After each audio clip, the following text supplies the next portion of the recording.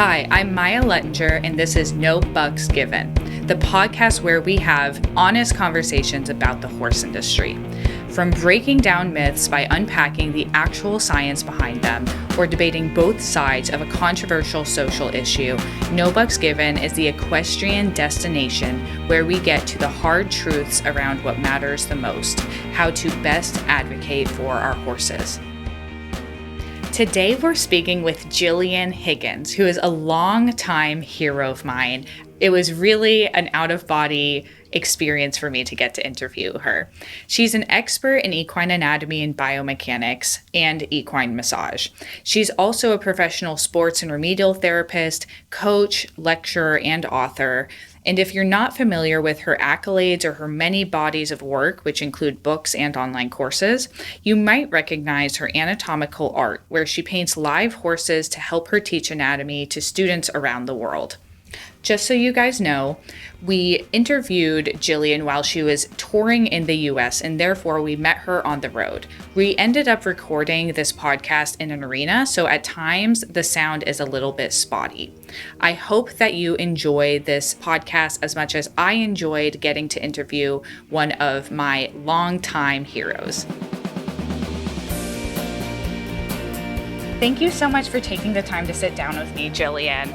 I've really looked up to you. I remember when I was first interested in becoming an equine massage therapist, my roommate gave me one of your books, Horse Anatomy for Performance, and it totally changed the way I looked at horses and the way we function with them, because I really realized through your education how the more we understand about their anatomy, the more we can best help them become the best versions of themselves and protect their bodies. Before we get started into the more serious topics, I am really dying to know, what is it like to present a horse to the Queen? Well, I wasn't expecting that question to come up first. Oh, it was amazing. It was absolutely fantastic. Yes, absolutely. I've been doing some work in London at the Hyde Park Barracks and educating the soldiers and looking at ways that we could make the horses there that little bit more comfortable through exercises, through maybe some massage techniques, as well as the riders understanding more about biomechanics. And then through this training, I got a mysterious phone call. Oh, my goodness. The vet tech at the time, she said to me, we've got a very important visitor coming to our barracks. And I can't say who it is, but would you come and paint a horse and present this to this very, we knew it was somebody high up in the royal family. Oh, that's so exciting. We guessed. Obviously, but yeah, it was really lovely, and she was an amazing horsewoman, and her perception and understanding of horses was amazing. And one of the things that she said to me was about the position of the neck vertebrae. Because, really? Yeah. So she was that knowledgeable? Well, to be commenting on that position that a lot of people would expect it to be in a different position, which was lovely. So, yeah, that's good. Oh, wow. That's really incredible. Yeah. So I'd love to hear a little bit about you. I mean, I looked on your website and it looks like you got started in the eventing world before you became a bodyworker, which actually I did as well. I grew up a pony clubber and an eventer before I became a massage therapist. Uh-huh. So how did you become inspired to become a massage therapist? Well, I started off, as you say, I was very much into my eventing. I evented up to advanced level. I did my BHS qualification, so I'm a BHS senior coach, and I thought, what do I want to do? I want to event horses. When I was younger, that's all I wanted to do. But I was encouraged to continue my education by my parents, and I realised that I wanted to do a little bit more than that. So there was a therapist who was actually a McTimoney chiropractor that came to the yard and was treating the horses, and I thought, yeah, that was really, really interesting. So I started off doing human sports and remedial therapy. I then progressed to do some equine sports massage training with Mary Bromley, I then went and did McTimney chiropractic, McTimney Corley. It's not, you can't call yourself a chiropractor unless you're a human chiropractor. It's a chiropractic technique. So it would be manipulation is the correct terminology. Okay. And then since then, I've done a lot of physiotherapy type courses. Once again, can't call yourself a physiotherapist in the UK anyway, unless you're a human chartered physiotherapist. So these days I'm mostly working sort of a consultant level. I have people bringing their horses to a clinic at my home, and we do postural assessments, movement assessments, and looking at exercises that they can do. So if I say Pilates style exercises, core strengthening, stretching, identifying the exercises that are really going to make a difference to that horse. Doesn't necessarily have to be ridden, but we can do in-hand stuff as well. So I still go out and treat some special clients, shall we say, but obviously with horses inside out and the teaching side of things, that takes up a huge amount of my work, my time. So I'm not full-time with my therapy work anymore. Absolutely, I totally understand that. So, you have a really interesting, complex business. You teach so much because there's really no one else in the world, as far as I'm concerned, who has your level of anatomy knowledge. And I feel like you are truly benefiting the next generation and the current generation of equine massage therapists. Well, I'd say that's something that I want to do, and not just massage therapists, but other professionals within the industry. Absolutely. And horse owners, riders, trainers as well. And for me, the painting of the horses is really what makes it unique and what makes anatomy and biomechanics interesting. Because I think sometimes you say anatomy, it could be a bit of a difficult or a dull subject, but not with horses inside out. So by painting the structures on the sides of real life horses, seeing them move, that really helps people to understand what's going on underneath the skin. But it's not just about the painting, it's the knowledge, and it's being able to pick the right exercises, the right information. One of the key things about Horses Inside Out, and this comes across hopefully in my books, in my online presentations, we have an academy which is free to join. Anyone can know. And is very fabulous. I'm part of it. And so with the seminars that we do through there, and as well as the courses and the evening lecture demonstrations like the one you've come to tonight, to me, it's about the information being practical and usable. So just learning the names of the bones, how is that going to help you look after your horse? Or you improve your massage? But actually it's taking this information and saying, how can we improve the way we ride, the way we train, the way we look after our horses to improve their comfort, their health, their performance? So that is always at the heart of what I do, is trying to keep it practical and applied, and I think people really appreciate that. I totally agree. And I think that, you do a really wonderful job of executing that, and that shines through. I mean, I'm a professional who has a pretty extensive anatomy background. And even tonight, there were some really magical light bulbs that I had when, you had the skeleton and the musculature painted on the horse, and you walk them through different exercises. And I could see so clearly how those exercises were helping. And at the end of the day, to me, what you're doing is all about helping the horse. Absolutely. At the end of the day, that's what it's about. I think, we all love horses, but for me, it's making a difference. And I hope my work carries on to make a difference. I'll tell you something. Yeah. I have painted every single anatomical system, not just on the side of the horse, but from front, behind, and above. Wow. That was the project for Horse Anatomy for Performance, the book that you mentioned. So we look at all the different anatomical systems, not just the muscles and the skeleton. Again, applied to looking after riding and training. And I've also now it wasn't quite the latest project, but one of the most recent projects was to try and capture every movement that the horse does. That's a tall order. That's very interesting. So we painted up the horses, did slow motion video, had the riders in skeleton bodysuits, and tried to get all the gaits: walk, trot, canter, tolt, pace, gallop, raised walk poles, trot poles, canter poles, jumps, all different shapes and sizes. We did work from above, we did work on a treadmill, we did Spanish walk, we did passage, we did piaffe, we did passage, we did capriole. It was truly extensive, and that was inspired. Now, have you heard of Edward Muybridge? I don't think so. I think you have, but you don't recognise the name, and I think everyone listening has as well. You know those black and white photographs when you go to yes, oh, see? okay. Yeah. And is he French? No, he was English, but he lived in America. Interesting. And the bulk of his work was done at the University of Pennsylvania. He is like the grandfather of biomechanics. And anyone that is truly studying locomotion, not just of horses, at some stage will come over his massive body of work. This interesting random fact, he produced the first ever moving picture, which was of a galloping horse. So isn't that just, I think it's so cool that a video, the origins of video was about, a galloping horse. It's cool. And so I was inspired by his work. So he did a lot of photographs of horses, all the stages of movement. So that was the project of Anatomy in Action, was to try and capture all these different movements, not just the sequences of photographs, but the slow motion video. And we got lots of different horses demonstrating it and lots of different riders. And that was, that was really quite comprehensive body of work.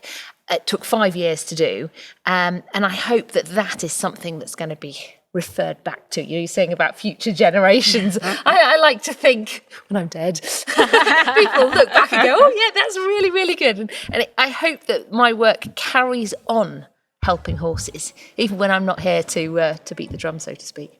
Absolutely, and in that vein, you've gone over so many fabulous different anatomical structures, and there's so much to learn, and you teach so many different intricacies, but in a lovely, broken down, accessible way to the horse owner.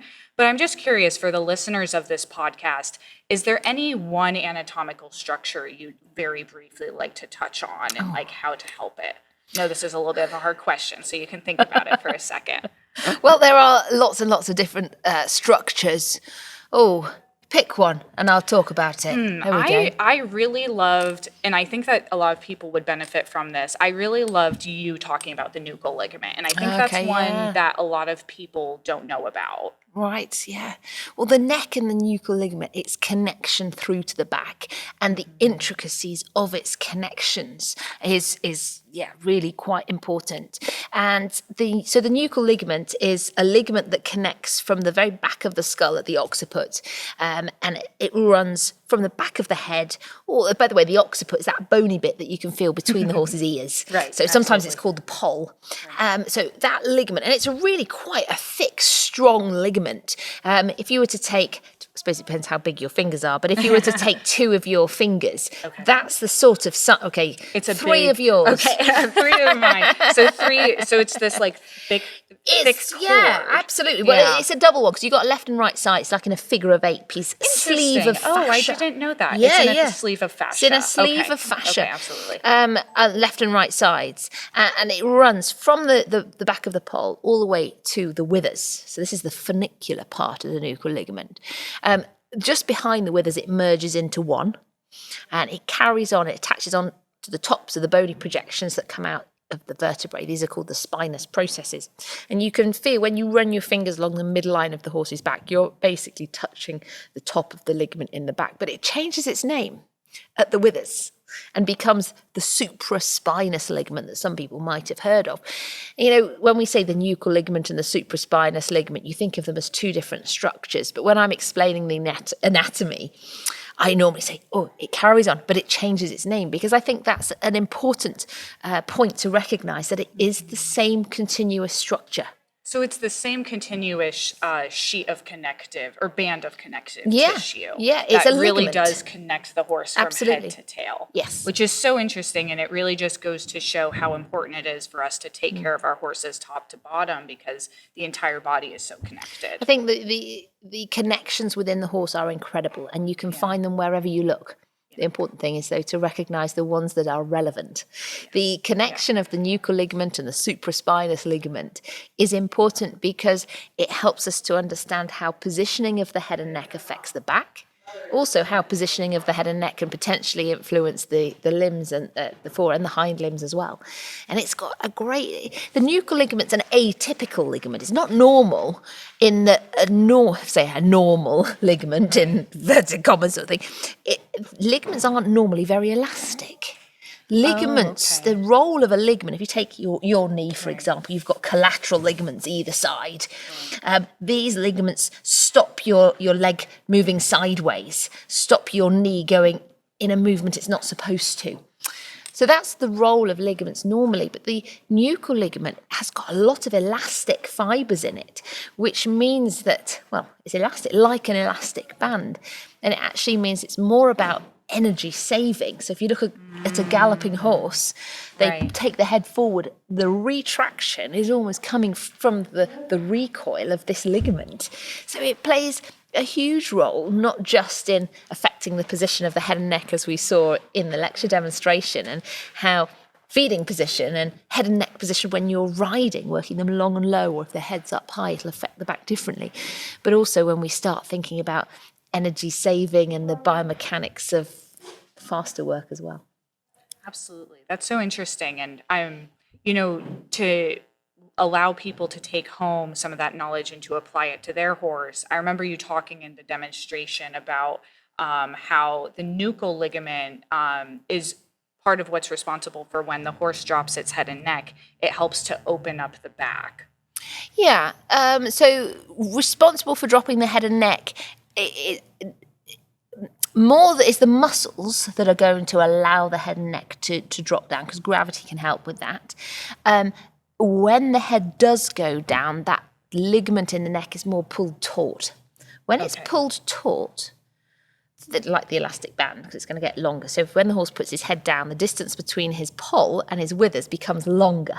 So that ligament, that elastic band, that thick elastic band, if you think of it like that, is going to be stretched. So when that happens, that stretch will pull into the back. It'll pull into specifically the supraspinous ligament that we were talking about, its continuation in the back. In the back itself, it's not quite as elastic. It doesn't need to be, because there's not as much movement in those vertebrae.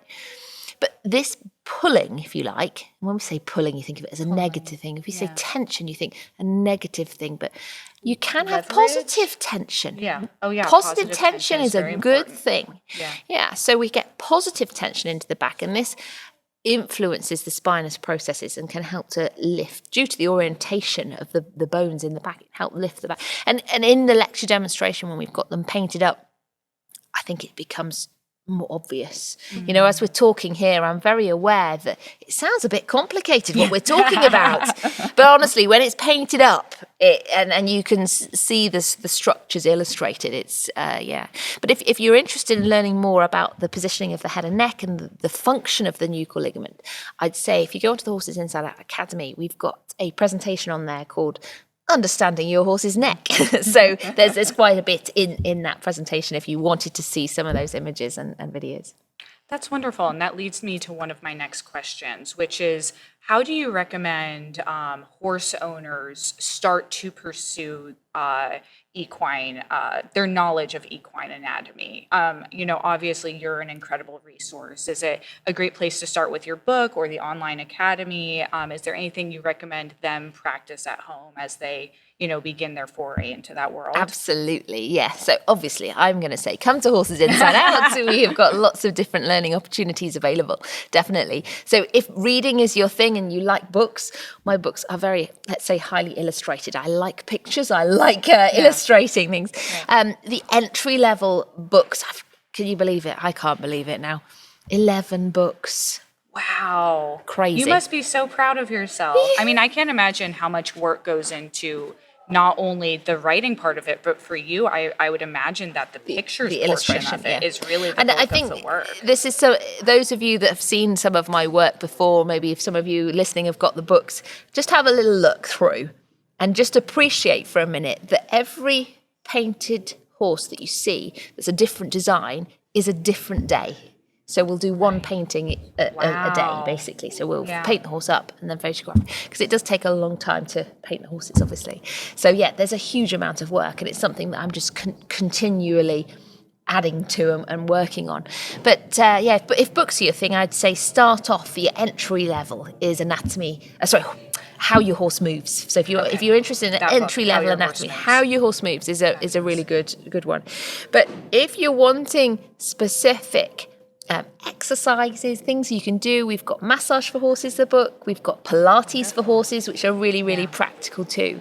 I mean, obviously, all of them are brilliant, so she says.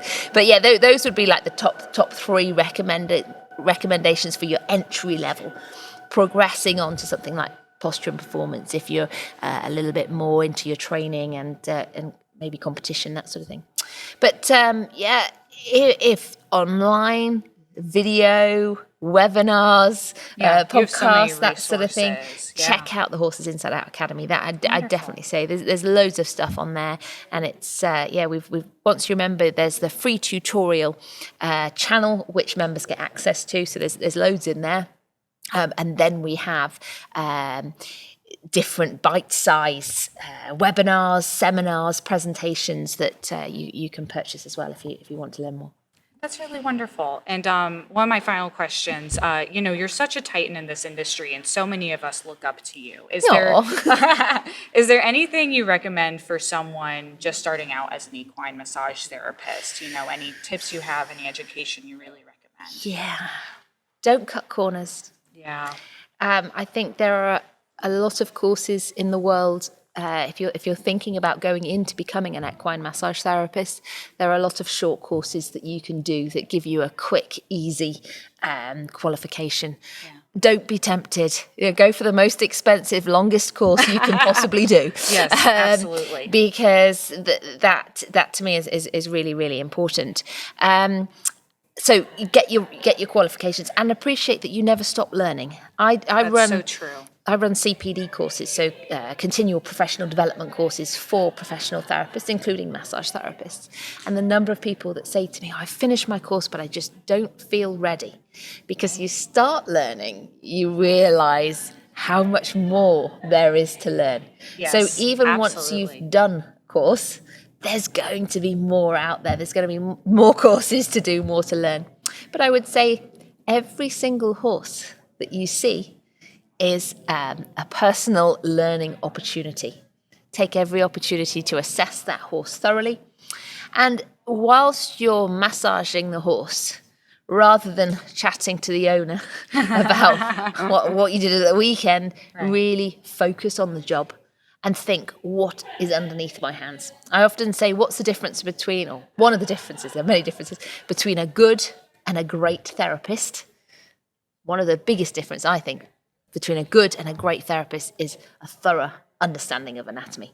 Because the more you can understand anatomy, the better you're going to be able to assess, the better you're going to be able to choose your techniques, and the more techniques you're going to be able to develop, because you understand the anatomy, you understand the biomechanics. This is really, really going to help you, because great therapists have a massive toolbox and they will pick the right tools for the right horse. And to me, that's really important. And it all comes back to understanding anatomy. That's so true. And, you just spurred a question for me. My understanding is in the UK, the requirements for being an equine physio or an equine massage therapist are much higher than the requirements in the US. Okay. In most of the states here, there are no requirements. Right. Anyone can go and call themselves an equine massage therapist. And I was wondering if you have any thoughts, as the US tries to catch up to Europe in our requirements. Do you have any thoughts on, have you noticed a difference in the quality of professionals in Europe versus the United States just in general, not even massage therapists? I've been here 2 days so far. I'm getting too deep. Okay, that's okay. I wouldn't want to say. Absolutely. That's very fair. I think the thing is, you always look. The grass is always greener on the other side. That's very and I would fair. say focus on the positives that you in your industry that you do have, and recognize those. Yes, of course, you need to work on your weaknesses. I'm talking about the industry, Yes. Of course, personally, of course. and as within the whole Yeah. industry. But I think as long as every individual does the best that they possibly can for the horses that they're working with, and recognize that they've got to continue their own personal learning journey, that collectively is going to make a big difference. So I hope that helps a little bit. That's a really lovely, positive, inspiring response. I think I've noticed in the US, because we don't have laws, I've noticed a lot of equine massage therapists feel really lost. They don't have guidelines to follow. And I love your message of, as long as you're continuing to improve yourself, you're going to be okay, as long as you're really in the best interest of the horse. And I think the other thing is, the more you learn, the more you'll know if you really are up qualified. To spec. Yeah, that's very fair. Wonderful. Well, as we wrap this up, do you have any last messages for our audience? And can you let us know where we can find you, all the things, your website, Horses Inside Out, any social media you recommend for people? Yeah, absolutely. So obviously we've got the Horses Inside Out website, horsesinsideout.com. And on there's the bookshop. There is the Horses Inside Out Academy, and also our events list. So I'm traveling about a fair bit. So I'm the week. I'm doing a couple of 2-day courses at the North American Saddlery School, and I think we might be coming back again. Please do. So I would love that. we're talking about it. Yeah, So wonderful. So that'll be really exciting. I'd love to do more in America, which would be great, and all over. So we've got lots of. I've got a trip to Denmark, Australia later You this are year. so busy. All over there. Every time I see your social media, I say, oh my gosh, does she take a vacation? Does she take a break? Really? This is a vacation. So, that's really good that I'm able to travel so much. I do enjoy it. It's getting out to more people, meeting more people, meeting more horses, which is fabulous. But anyone else, if you're on social media, we've got a big Facebook, both page and group, Horses Inside Out, and on Instagram we're Horses Inside Out _ So we're really just on Facebook and Instagram. I'm afraid those are the the two channels that we've chosen to go with. And any messages? I'd say to anyone listening, really. Take a look, and I hope that my work will inspire you to want to learn more about anatomy and to get you looking at horses from a different perspective. Very often people come on my lecture demonstrations and they say, oh, that helps to explain why we should be working horses in certain ways, or why my trainer is explaining to do certain exercises. So that's what it's all about, really. I hope to make a difference. So. Yeah. That's wonderful. Well, thank you so much for your time. I really appreciate it. Thank you so much for inviting me. I've really enjoyed it.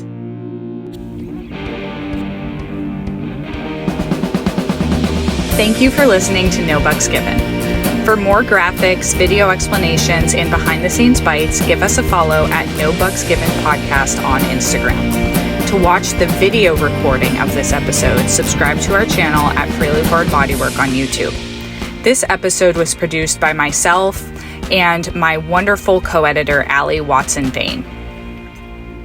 Special thanks to our editor and sound mixer, David Dalton of Driftwork Sound. My mission at Freely Forward Bodywork is to make equine massage accessible to any horse, no matter where you and your horse are in the world. If you're interested in learning more about my online catalog of courses designed to help you bond with your horse through the art of equine massage therapy, please check out the link in the show notes for more information. I'd love to teach you.